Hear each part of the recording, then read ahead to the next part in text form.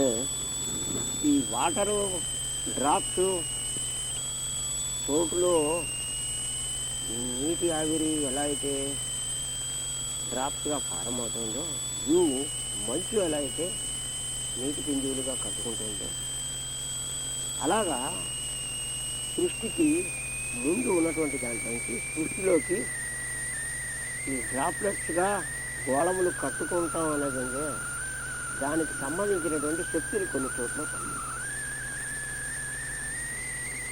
అంటే formation of the globes దాంతోపాటు human egos consciousness అలాగే వీటికి సంబంధించినటువంటి కొంతమంది దేవతలు వాళ్ళు ఏమంటారు ప్రశ్న వాళ్ళ పేరు మీ అందరికీ తెలుసు, వాళ్ళని గురించి మీకు చాలా దురభిప్రాయం కూడా ఉంది. అప్సరసలు. అప్సరసలు అంటే ఆపస్సులు అంటే మీరేనా? అప్సరసలు అంటే దాని definition Sanskrit definition droplets form అవడానికి కావాల్సినటువంటి శక్తులు. అది అప్సరసలు.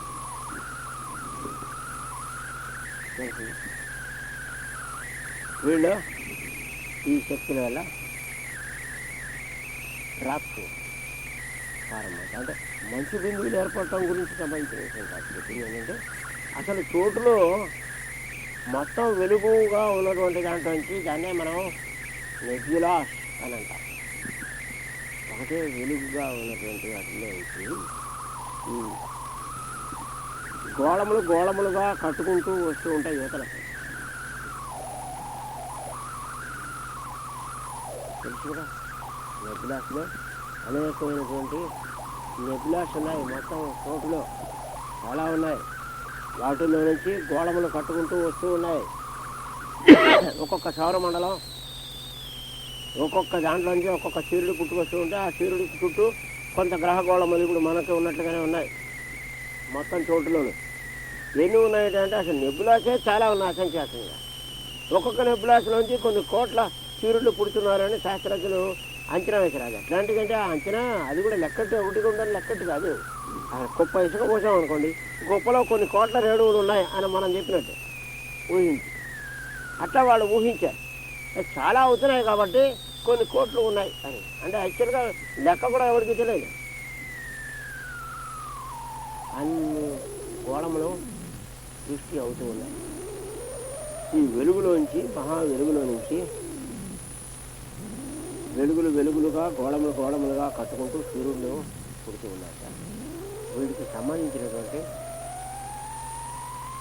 శక్తులు పనిచేస్తున్నటువంటి ఉన్నాయి. వాళ్ళని అప్సరసలు అని సంస్కృతంలో చెప్పారు. ఇంగ్లీష్లో దానికి పదాలు ఇంతవరకు ఏం లేవు, ఎందుకంటే వాళ్ళకి అసలు ఇంకా తిరిగే లేదు పూర్తిగా దీనికి సంబంధించి.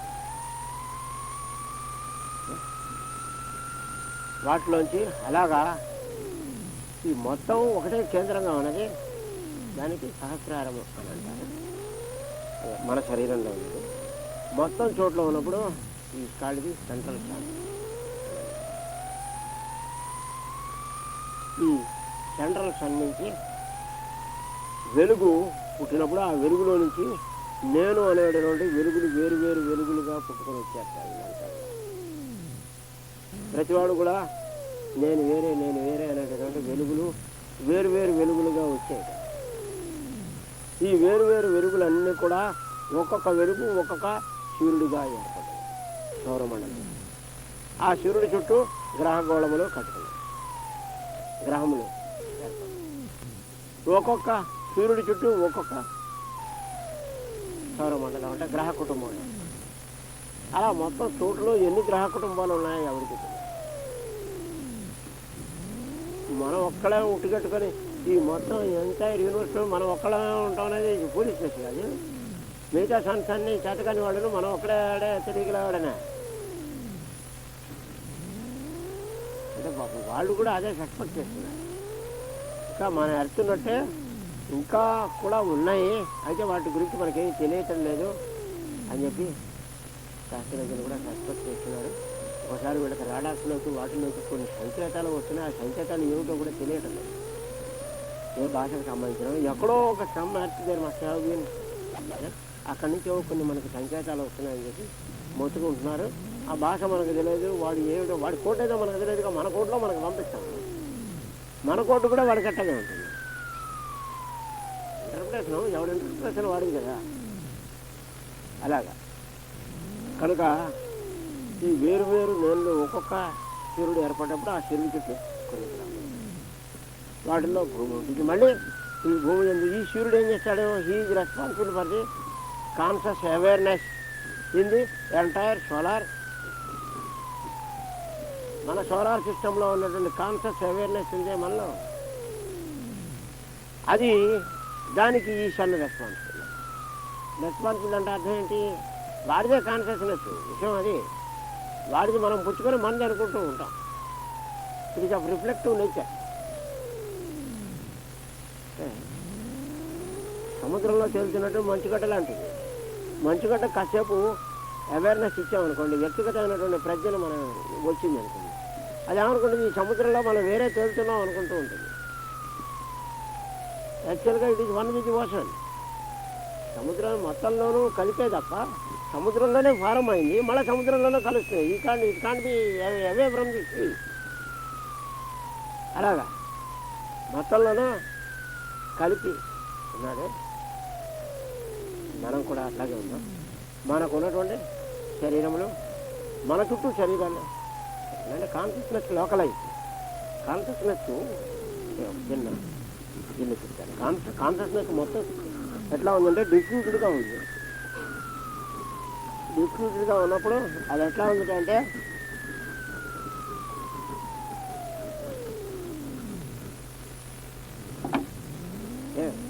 దీంట్లో ఒక సున్నా చిత్రం, చాలా పెద్ద బ్లాక్ బోర్డు, ఈ స్పేస్ అంటే బ్లాక్ బోర్డు, దాంట్లో ఒక సున్నా చిత్రం పుడితే ఈ సున్నాలో ఉన్నటువంటి చోటును, ఈ సున్నాలో ఉన్నటువంటి చోటును దీని బయట ఉన్నటువంటి చోటు ఏడు తేడా చూస్తుంది. తేడా ఏం లేదు, ఇంకా ఒకటే తేడా ఏంటంటే సున్నాలో ఉన్న చోటు, సున్నా బయట ఉన్న చోటు, అంతే. మనం ఇంట్లో ఉన్నప్పటికీ బయట ఉన్నప్పటికీ తేడా ఏంటంటే ఇంట్లో ఉన్నప్పుడు ఇంట్లో ఉన్నవాడు అంటారు, బయట ఉన్నప్పుడు బయట ఉన్నవాడు అంటారు, అంతేగా తేడా అన్నారు. అంతేగాని మనిషిలో సరుకులో తేడా ఏం రాదు. వస్తుందా? ఇట్ కాదు మీ సో సున్నాలో ఉన్న చోటుని సున్నా బయట ఉన్నటువంటి చోటు, ఇంకేగా తేడా. ఇప్పుడు దీనికి సన్ సోలార్ సిస్టమ్ అన్నాను.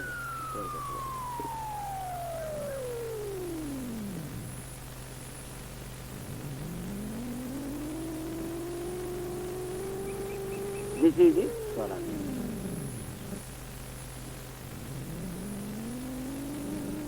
ఈ మొత్తంలో ఈ సున్నాలో ఉన్నటువంటి చోటునేమో సన్ అంటారు.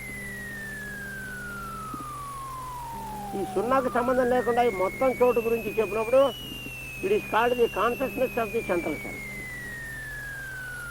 వాడి పరిధి అది. మన ఆంధ్రదేశం వరకు మాట్లాడినప్పుడేమో ఆంధ్రప్రదేశ్ అంటాం, దీనికి సంబంధం లేకుండా మాట్లాడినప్పుడు ఏమంటాం? ఇండియా అంటాం. అదే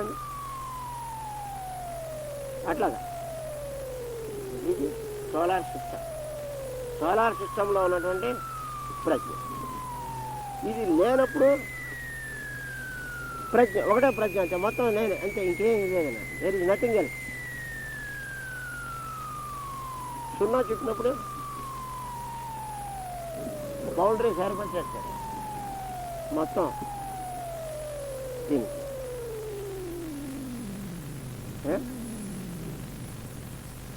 ఉన్నప్పుడు దీంట్లో ఏమన్నా ఉన్నప్పుడు దీన్ని సున్నా లోపల ఉన్నటువంటి ప్రజ్ఞ, సున్నా బయట ఉన్నటువంటి ప్రజ్ఞ. సున్నాలో ఉన్నటువంటి నేను, ఇది నేను. ఈ సున్నాలో ఉన్నటువంటి నేనే సన్ అంట. అదే దీంట్లో ఈ మొత్తంలో ఎక్కడ కాన్షియస్నెస్ పనిచేసినా సరే దీనికి సంబంధించింది. కాన్షియస్నెస్ కెనాట్ బి అవే స్పేస్లో కాన్షియస్నెస్ ఉన్నది అనేది మన థియరీ. అసలు రియల్ థియరీ ఏంటంటే కాన్షియస్నెస్లో స్పేస్ ఉంది. తర్వాత వస్తున్న మరి మన బుర్రకు అసలు అందదు ఎక్కడ ఆహారం అంతా. But it is a fact. అంటే consciousness space floats in consciousness. But we understand that there is consciousness in the space. నెగటివ్గా మన వాళ్ళకి అంటే వైర్లో కరెంటు ఉన్నది రైటే, కానీ వైరు బయట కూడా మొత్తం చోట్ల కూడా కరెంటు ఉన్నది. వైరు ద్వారా కరెంటు ప్రవహిస్తుంది అంటే దానికి రైట్, కానీ వైర్ లేకపోతే కరెంట్ లేదనుకోకూడదు. స్పేస్లో కరెంట్ ఉంది, will draw it through wire అట్లా. కాబట్టి మొత్తంలో దీనిలో ఉంది ఉన్నప్పుడు ఈ గిరికి ఇచ్చినప్పుడు ఏమవుతుందంటే దీంట్లో ఉన్నటువంటి ప్రజ్ఞగా నేను ఇంతకుముందు ఉన్నటువంటి అవేర్నెస్ కన్నా కొంచెం లిటిల్ మోర్ అవేర్నెస్ ఇంకొంచెం సాలిడిఫై అయింది ఇక్కడ ఉన్నటువంటి. దీనిలోనే ఎర్త్ సన్ ఉన్నాడు. Sun this is the physical body of the sun. యాక్చువల్గా his boundary is this beyond Pluto అని అనుకోవచ్చు మనం. Pluto can be taken almost the external boundary of the solar system. అది ఒక గ్లోబ్గా మీరు ఊహించినట్లయితే అంటే సన్ యొక్క ప్రభావం ఎంతవరకు వర్క్ చేస్తూ ఉంటుందో అంతవరకు సన్ యొక్క పరిధి వాడి శరీరం అంతవరకు ఉంటుంది. తెలిసి అక్కడ వరకు ప్రజ్ఞ వాడిది. అది దాటితే ఇది సంథింగ్. కనుక ఇందులో సన్ ఉన్నాడు. సన్ ఇది physical body. It consciousness extent the beyond the physical body. దీంట్లో ఈ సన్ చుట్టూ గ్రహములు ఉన్నాయి. ఈ గ్రహముల్లో పనిచేస్తున్నటువంటి ప్రజ్ఞ కూడా సోలార్ సిస్టంలో పనిచేస్తున్నటువంటి నేను అన్నట్టు దానిలో ఉన్నటువంటి వేరు వేరు ప్రజ్ఞలుగా ఇవన్నీ ఏర్పడ్డాయి. తెలిసిందా? అదే కన్ఫ్యూజన్ ఉంటే అడగండి. దీంట్లో ఉన్నటువంటి వేరు వేరు ప్రజ్ఞలు పనిచేస్తున్నాయి.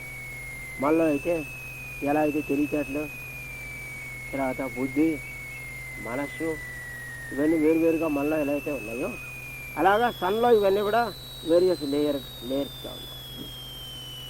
ఈ సన్లో ఉన్నటువంటి ఎర్త్ మీద మ్యాన్ ఉన్నాడు. మ్యాన్లో పనిచేస్తున్నటువంటి consciousness is nothing but the consciousness from the. కాబట్టి ఇక్కడ మ్యాన్ అనుకోండి. దీంట్లో ఉన్నటువంటి కాన్షియస్నెస్కి దీనికి తేడా.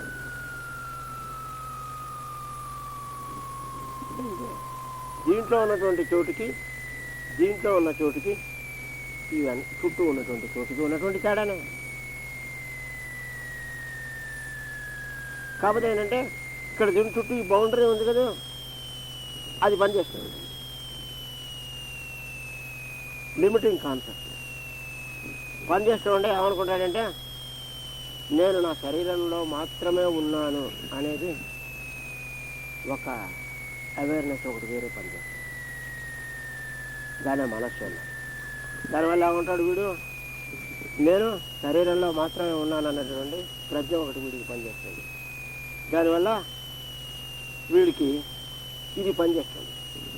కాబట్టి తనే శరీరం అనేటటువంటి ఊహ పనిచేస్తుంది. ఇది కూడా అంతే. సన్నకు కూడా అలాంటి ప్రజ్ఞ పనిచేస్తుంది. యాక్చువల్గా ఏంటంటే ఈ వెనకాల ఉన్నటువంటి మొత్తం చోటుకి దీనికి ఏమి చోటుగా తీసుకుంటే ఏమీ తేడా లేదు.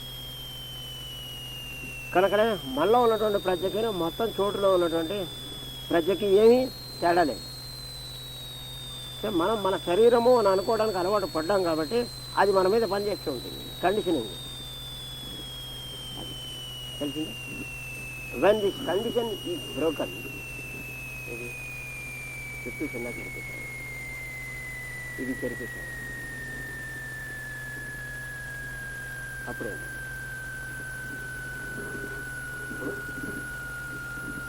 ఒకటే మొత్తం, చోటు మొత్తం కాబట్టి మన మైండ్లో ఉన్నటువంటి ఆ లిమిటింగ్ కాన్షియస్నెస్ ఉందే అది స్లోగా డిగెట్ తెలిసింది. కనుక ఈ చుట్టూ లేరు నేను వేరు అనేటటువంటి లేరు ప్రారంభం అన్నది మనలో ఉన్నటువంటి నేను వేరు అనేటటువంటి ఒక ప్రజ్ఞ పనిచేస్తాను. దాన్ని సహస్రారం అనేటటువంటి దీనికి చూస్తాను. అంటే తను శరీరం ద్వారా వర్తిస్తున్నాను అన్నది. కనుక ఈ సహస్రారము గురించి కొంత బ్రీఫ్ ఇన్ఫర్మేషన్ అది. ఇంకా అది it corresponds to the central spiritual sun అంటే దానికి వీరికి సంబంధం ఉంటుంది. It is related to the triple personality by the antahkarana which disciples and initiates are in process of constructing and which reaches its full usefulness only after the destruction of the casual body at the fourth initiation. ఇది ఇంకా కొంచెం it registers purpose corresponding to the electric fire of the solar system and in dynamic inequality. ఇది మనలో ఉన్నటువంటి electric fire అంటే మొత్తం చోటులో ఉన్నటువంటి, అది ఇప్పుడు నేను చెప్పిన విషయాన్ని చదువుతున్నారు. చోటులో ఉన్నటువంటి మహా వెలుగుగా ఉన్నటువంటిది ఏదైతే ఉందో దానికి సంబంధించి ఇది పనిచేస్తూ ఉంటుంది. And is dynamic in quality అంటే డైనమిక్ అంటే ప్రొపల్లింగ్ ఇంటూ యాక్షన్. డైనమిక్ అంటే మళ్ళా రజస్వన్ అర్థం అంటే మళ్ళీ యాక్షన్ స్టిమ్యులేట్ చేసేటటువంటి ప్రజగా ఇది పనిచేస్తూ ఉంటుంది. వీళ్ళు అంటే వ్యక్తిగతమైనటువంటి ప్రజల్ని ఇది స్టిమ్యులేట్ చేస్తుంది, ఇండివిజువల్ ఐడెంటిటీ. డైనమిక్ అంటే రజస్సు అని అర్థం అన్నమాట. మళ్ళా ఉన్నటువంటి యాక్టివిటీ అనేటటువంటిది క్రియేట్ చేసుకుంటాం. ఇట్స్ డెన్స్ ఫిజికల్ ఎక్స్టర్నలైజేషన్ ఇది pineal gland in the head center. మళ్ళీ ఉన్నటువంటి హెడ్ పీనియల్ గ్లాండ్ అంటారా, ఆ పీనియల్ గ్లాండ్ దీనికి సంబంధించినటువంటి గ్రంథి. This remains active during infancy and until the will to be is sufficiently established so that the incarnating person is firmly anchored in physical incarnation. అది ఏంటంటే ఈ సహస్రారము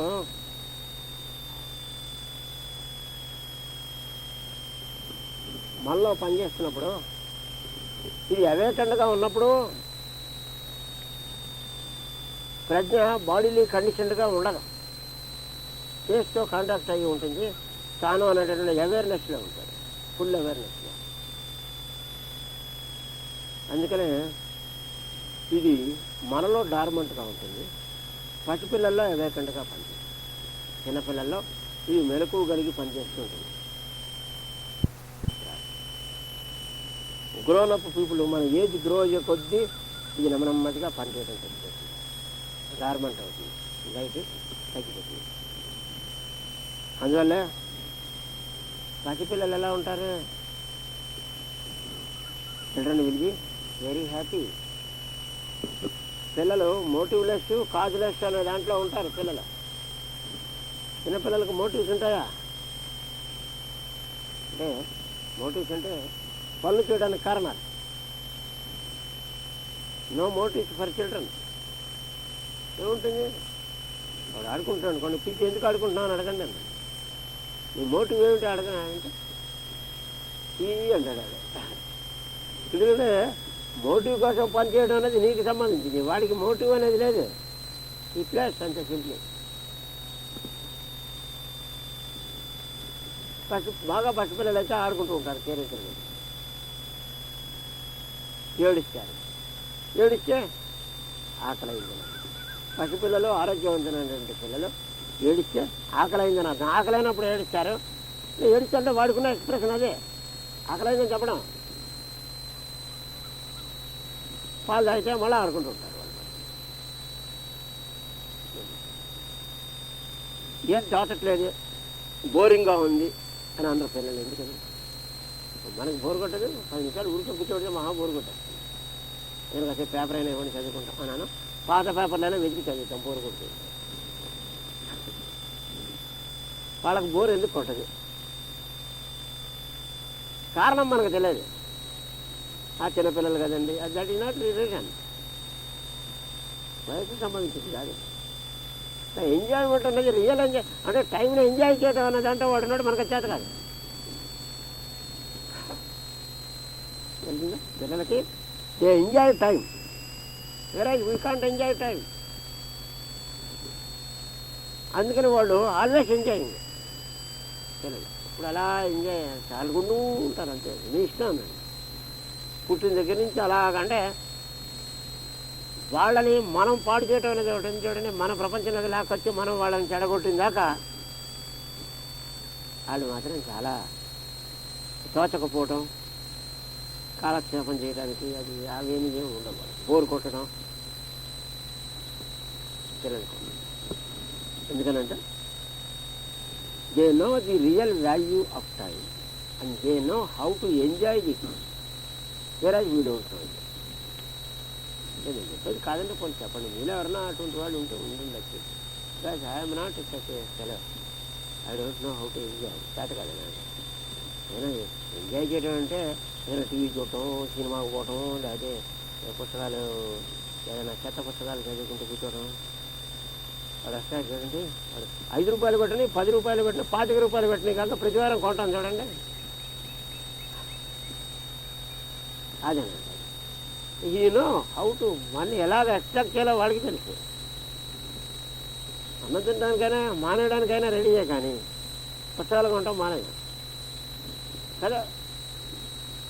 చదవడం మానేయం, పోనీ ఎక్కడ ఊరికినే తెచ్చుకునైనా చదువుతాం, కానీ we know how to kill the time, not enjoy the time. పోనీ కాదండి మీరు చెప్పండి, ఏడ్చినట్టు ఉంటుంది ఆ ఎంజాయ్మెంట్. ఎందుకంటే ఇట్స్ నాట్ రియల్ ఎంజాయ్మెంట్. ఎందుకంటే ఒకసారి చదివి మళ్ళీ రెండోసారి చదవాలంటే ఈ తోతల భారతం కూడా అవుతుంది. అది పనికిరాందని మనమే చేస్తున్నాం అనమాట. ఒకసారి చదవడానికే తప్ప రెండోసారి చదవడానికి పనికిరావు అవేమి. రామాయణ భారత భాగవతాదులు అంటే ఎన్నిసార్లైనా చదవచ్చు, కానీ ఇలాంటివి ఎందుకు పనికిరావు? అలా కదే పసిపిల్లలు నిన్న ఆడుకున్న గిలక్కాయతోనే ఇవాళ ఆడుకుంటాడు, రేపు అలాగే ఎల్లుండి కూడా అలాగే ఆడుకుంటాడు. అదంతా రికార్డ్ అవుతుంది, ఆపేయండి కదండి. అది కాబట్టి అవేర్నెస్ అనేది మనకి ఎగ్జాంపుల్స్ ఇటువంటివి. మహానుభావులు కానీ పసిపిల్లలు కానీ ఇలాంటి వాళ్ళు మనకి ఉదాహరణ. ఎవరిలో అవేర్నెస్ ఉన్నది, మెలకువగా ఉన్నటువంటి మెలకువగా ఉన్నటువంటి వాళ్ళు ఎవరు అంటే ఇటువంటి వాళ్ళు. అందుకని వాళ్ళలో everything is causeless, purpose, no purpose, no specific purpose, అలా ఉంటారు. అదే ఇక్కడ ఇచ్చినటువంటి విషయాలు కూడా మనకి. ఇది is organ of synthesis. Synthesis అంటే మన సంస్కృతంలో యోగము అని అంటే అర్థం ఏంటంటే సింథసిస్ అనే పదానికి అదే అర్థం ఏంటి? అనేకమైనటువంటి ఒకటిగా బ్లెండ్ చేయటం.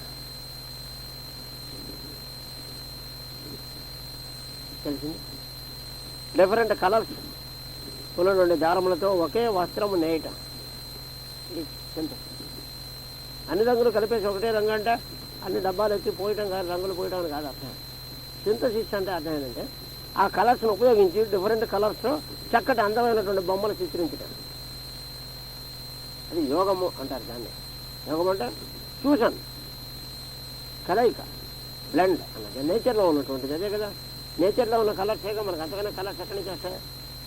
నేచర్లో కలర్ బ్లెండ్ ఎంత బ్యూటిఫుల్గా ఉంటుంది అట్లా. కాబట్టి జీవితంలో కూడా ఇలాంటి సమన్వయం అనేది కావాలి. ఆ blend of the various factors and different factors in the life as well as in the nature, ఆ చేసుకోగలిగేటటువంటి క్వాలిటీ ఉంది చూడండి, అది సహస్రాలకు సంబంధించి. పూర్తిగా అపోజింగ్ క్వాలిటీస్, వ్యతిరేకమైనటువంటి గుణములు కలిగినటువంటి వాళ్ళు, లక్షణములు కలిగినటువంటి వాళ్ళు ఉన్నారు. వాళ్ళందరూ కూడా సహస్రారములకు సంబంధించినటువంటి అంటే వాళ్ళని సమన్వయం చేయటం ఏదైతే ఉంటుందో అది ఈ సహస్రానికి సంబంధించినది. ఒక్కొక్కటి ఒక్కొక్కడికి ఒక్కొక్క విషయమే తెలుసు, కానీ అందరూ కలిపినట్టయితే అందరికీ అన్ని విషయములు తెలుసు. ఒకటి చాలా ఇంటెలిజెంట్ ఫిలో అనుకోండి, ఒకడికి వీడికి ఫిజికల్ స్ట్రెంతే తప్ప ఇంటెలిజెన్స్ లేదు. వీడు చేసే పని వీడు చేస్తాడు, వాడు చేసే పని వాడు చేస్తాడు, ఇద్దరు పనికి వస్తారు. ఒకటి భౌతికమైనటువంటి పని ఏదో వ్యవసాయం చేయటం లేకపోతే మరొకటం ఇలా చేయగలిగేది వీడు చేయాల్సింది వీడు చేస్తాడు. ఇంటెలిజెన్స్ ఉపయోగించి 10 మందికి ఏదైనా మంచి విషయాలు కనిపెట్టడం ఇట్లాంటిది వాడు చేస్తాడు. ఎవడు చేసేది వాడు చేస్తాడు. రెండు కలిపేసరికి సమాజానికి యూస్ఫుల్నెస్ అనేది వస్తుంది. సరే, బ్లెండింగ్ వేరియస్ థింగ్స్ అనేది అలాగ వీళ్ళకి ఈ సమన్వయము అనేటటువంటిది ఒకటి ఉంటుంది. జీవితంలో కూడా ఇలాగ సమన్వయం చేసుకోగలిగినటువంటి సామర్థ్యం ఉన్నటువంటి వాళ్ళు వీళ్ళు. అందువల్ల they got that quality. The energy that synchronized and focused in, around and above the head are of great beauty and extensive radiation plus dynamic effectiveness. తర్వాత this is the only one of the 7 centers which at the time of perfect liberation retains the position of an inverted lotus with the stem of అంటే పద్మములు అని చెప్పారు కదా, వీటిని చక్రములు పద్మములకి పుట్టించాలి. చక్రముల్లో శక్తి ఎలా పనిచేస్తూ ఉంటుందంటే అన్రెగ్యులేటెడ్గా పనిచేస్తూ ఉంటుంది. చాలా వేగము అయినటువంటి శక్తి వస్తూ ఉంటుంది, కానీ రెగ్యులేషన్ లేదు దానికి. Without steering. ఆ స్థితి నుంచి ప్రాపర్ స్టీరింగ్ ఎప్పుడైతే వస్తుందో అప్పుడు ఇట్ బికమ్స్ లోటస్. మానవుడు తనకున్నటువంటి గుణములను, తనకున్నటువంటి తెలివితేటలు కానీ తనలో ఉన్నటువంటి గుణాలను కానీ రైట్ యూస్కి ఎప్పుడైతే దాన్ని చక్కగా కన్వర్ట్ చేయగలుగుతాడో అప్పుడు అది చక్రము అనేటువంటి స్థితిలో నుంచి లోటస్ అనేటువంటి స్థితిలోకి. ఎందువల్లంటే చక్రం అంటే చాలా వేగంగా తిరుగుతూ ఉంటుంది. లోటస్లో తిరగటం ఉండదు, వికసించడం ఉంటుంది. Tender petals of the flower gradually అది వికసించడం. స్లోగా ఇలాగా వికసిస్తుంది. అక్కడ వేగము కానీ లేదా ఫోర్స్ కానీ ఉండదు. వేగం ఫోర్సు ఎక్కడి నుంచి ఉంటుంది అండి ఫ్లవర్లో. సున్నితం అనేటువంటిది ఒకటే ఉంటుంది. అంటే మ్యాన్ ఆ స్థితిలోకి వెళ్తాడు. ఆ సెంటర్ మొట్టమొదటి పనిచేసినప్పుడు వీళ్ళు ఒక ఆవేగము, ఒక తీవ్రత ఉంటుంది. హార్ట్ సెంటర్ అవేకన్ అయినప్పుడు విల్ బి టూ లవింగ్ ఉంటుంది, టూ యాక్టివ్ మెంటల్లీ అండ్ అని the plane of affection. Over ఎఫెక్టివ్గా ఉంటుంది. ఎఫెక్షన్స్ కూడా మరి ఓవర్గా ఉంటాయి. సంతోషం వచ్చినా దుఃఖం వచ్చినా పట్టలేదు అన్నట్టుగా ఉంటాడు.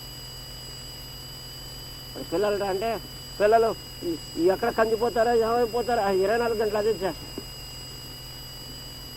ఎవరైనా అంతే, పిల్లలు కానీ వైఫ్ కానీ ఓవర్గా ఉంటుంది ఎఫెక్షన్.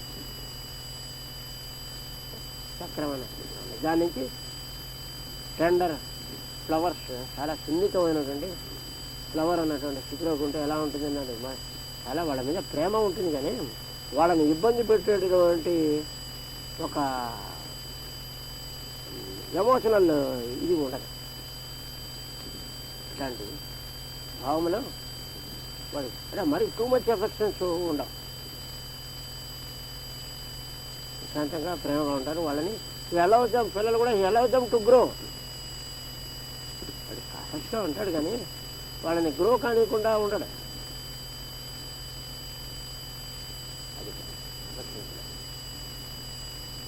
ఆ స్థితికి ఎదిగినప్పుడు అప్పుడు వాళ్ళలో మనం ఏం చెప్పచ్చు అంటే is heart centre converted from the chakra into the plane of the lotus. చక్రం అన్న స్థితిలో నుంచి పద్మము అనేటువంటి స్థితిలోకి మారుతున్నది, పెరుగుతున్నది అని మనం చెప్పాలి. ఏదైనా థ్రోట్ సెంటర్ అనేది, ఫర్ ఎగ్జాంపుల్ థ్రోట్ సెంటర్ చేసుకుంటే చెప్పాను ఏంటంటే కావ్యములు అల్లిక దాని గురించి చక్కటి రాయడం వచ్చింది కదా అని ఏవో రాసేస్తున్నాడు అనుకోండి. ఈ పద్యాలు పాటలు కనపడ్డవన్నీ కూడా అగ్గిపుల్ల బెల్లం ముక్క అన్నట్టుగా రాస్తాడు. అంటే ఏదో అలాంటివి రాసేసాం అనుకోండి, అది కవిత్వం. అంటే ఊరికే దాన్ని ఒక్కొక్కడు రాస్తూ ఉంటాడు. చాలా చదివినటువంటి వాడు మనసు అందులో మెరిచేటట్టుగా, ఒక్కొక్కడు ఒక్కో రకంగా. దట్ ఈస్ అనగా ఎలివేట్ వర్డ్స్వర్త్ రాసినటువంటి నేచర్ గురించి మనం చదువుతుంటే మన మైండ్ అందులో మెర్జ్ అయిపోతుంది. సింపతి, లవ్, ఎఫెక్షన్, అవ్వ వాడికి పర్పస్. అందుకనే పర్పస్ ఏముంది? తోటివాళ్ళు రైట్ క్వాలిటీస్ స్టిమ్యులేట్ చేయాలి. అంతకన్నా పర్పస్ ఇంకేం లేదు. ఏది ఏ ఆర్ట్కి కూడా కానీ దేనికైనా అసలు it should stimulate the right qualities in the co human being. అంతకన్నా పర్పస్ ఇంకేది ఏది లేదు. అది చేయగలిగితే అది సార్థక్యం, చేయలేకపోతే అది యూస్లెస్. ఏదైనా సరే వర్డ్స్వర్త్ లాంటి వాళ్ళు కనుక వాళ్ళు రాసినటువంటి కవిత్వం మనం చూసినట్టయితే మనకి చాలా హార్ట్ మైండ్ రెండు కూడా డిజాల్వ్ అయిపోతుంది.